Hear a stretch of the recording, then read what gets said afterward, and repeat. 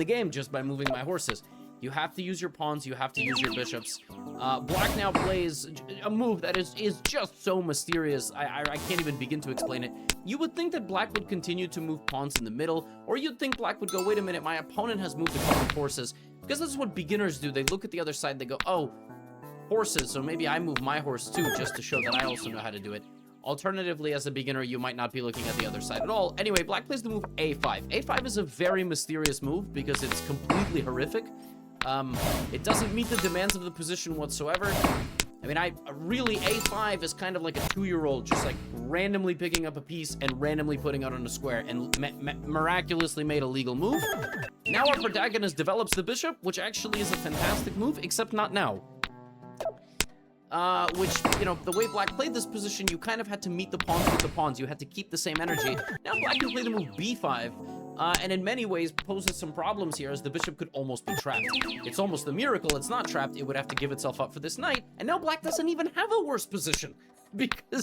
Because White did not, you know, break down with the pawns. The longer you let the pawns stand out like this, the more space that they're going to take away. Anyway, none of that really matters, because when Black played the move B5 attacking this bishop, this pawn was protected. You couldn't take it.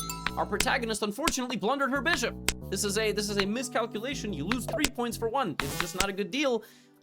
And now Black with the look, I can't believe the computer is giving attacking the bishop and then taking it a low accuracy. Really, like I honestly I feel kind of bad because like what do you want them to do? They played B5 and they took the bishop, and our protagonist took with the knight. So now White is down a bishop for a pawn, and White is also losing. However, Black's position is still so bad, it is possible to lose the game immediately on the next move with bishop to a6. Bishop a6 again basically re-loses the game because now there is still this queen h5 check lurking, and so the protagonist with White can play knight takes e5, pawn takes, and then queen h5, and then bishop takes. But that is obviously a very tall task for somebody who's a beginner, considering you are just kind of trying to move what's in front of you. Anyway, Black plays bishop to a6. The knight is targeted, but is it threatened? No. Do we have to move it? No. How do we know that?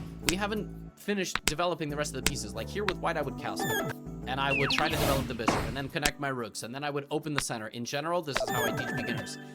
White unfortunately tries to win a piece back immediately, playing knight to b6.